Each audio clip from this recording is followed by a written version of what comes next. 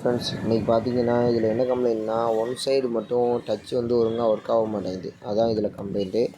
இப்போது இது என்ன மாடல்னு சொன்னால் சாம்சங் J2 Pro. இப்போ நம்ம டிஸ்பிளே மாற்ற போகிறோம். அது எப்படிங்கிறத நம்ம கொஞ்சம் கொஞ்சமாக பார்த்து தெரிஞ்சுக்கோங்க.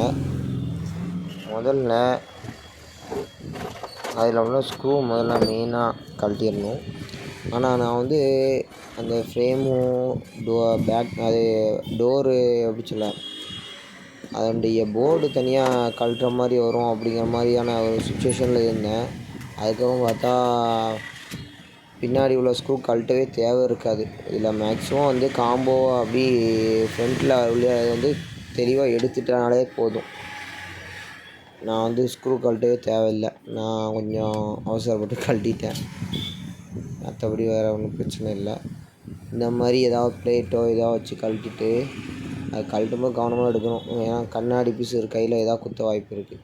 சரிங்களா? எடுத்துகிட்டு மெயினானது என்னென்னா, முதல்ல இதை வந்து க்ளீன் பண்ணணும். அந்த ஹோம் பட்டன் அது பக்கத்தில் அந்த மாதிரி இருக்கும் ஒரு பட்டன், பொடி பட்டன், பேக் பட்டன் சொல்லுவாங்க. அந்த பட்டன்லாம் வந்து அது தனியாக இருக்கும். அது கீழே எதுவும் விழுந்துடாமல் அதை தனியாக மெயினாக எடுத்து வச்சுருங்க. அதுக்கப்புறம் காம்போ இப்படி தான் எடுத்து வச்சு செக் பண்ணணும். பாருங்கள், செக் பண்ணிவிட்டு சொல்கிறேன் உங்களுக்கு.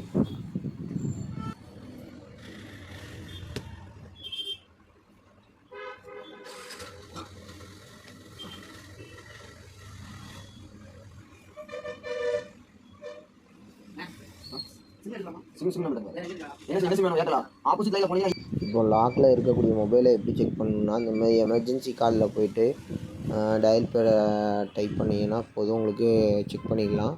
சில இதில் வந்து பிரைட்னஸை கூட்டி குறைச்சி செக் பண்ணால் கொஞ்சம் திருப்தியாக இருக்கும். சில மாடலில் லாக் போட்டிருக்கிறதுனால ஒர்க் ஆகாது. சில மாடலில் வந்து செக்யூரிட்டி ரொம்ப ஓவராக இருக்கும். இது பழைய மாடலுங்கிறதுனால உங்களுக்கு பிரைட்னஸ் கூட்டி குறைச்சி செக் பண்ணுறது வந்து உங்களுக்கு ஈஸியாகவே ஒர்க் ஆகுது.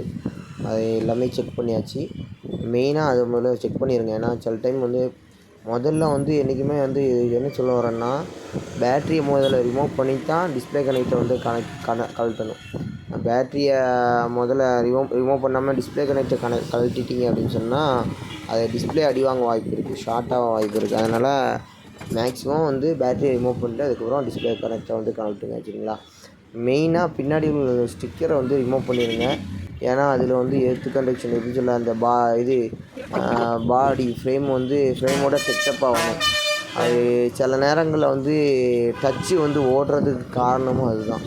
சரிங்களா? முதல்ல இந்த மாதிரி பண்ணுங்கள். அதுமாரி இது நார்மல் காம்போ அப்படிங்கிறதுனால கொஞ்சம் திக்னஸ் கொஞ்சம் ஓவராக இருக்கிறதுனால ஃப்ரேமுக்கும் அந்த டிஸ்பிளேக்கும் கொஞ்சம் கேப் வரும். அந்த கேப்பை வந்து ஃபில் பண்ணுறதுக்காக தான் அந்த டபுள் டேப் போடுறது.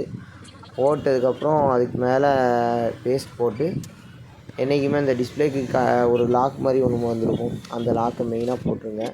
அப்போ தான் ஏதாவது கீழே விழுந்தாலோ ஷேக்கிங் ஆனாலோ அந்த டிஸ்பிளே கனெக்டர் ஆட்டோமேட்டிக்காக கலர்றது வந்து இருக்காது. சரிங்களா? அதுக்கப்புறம் தெரியாமல் கழட்டுனா அந்த ஸ்க்ரூ அப்படி போட்டாச்சு. இதில் நான் சொல்ல வந்தது என்னென்னா, இது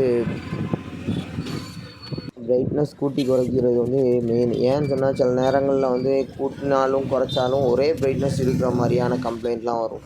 அதனால் முடிஞ்ச அளவுக்கு லாக்கு கேட்டு செக் பண்ணுறது நல்லது. அதுவும் நம்பிக்கையான கடைகளில் கொடுத்தா கொஞ்சம் நல்லாயிருக்கும். பாருங்கள், எல்லாம் பக்காவாக இருக்குது. ஓகே ஃப்ரெண்ட்ஸ், அடுத்த வீடியோவை சந்திக்கலாம்.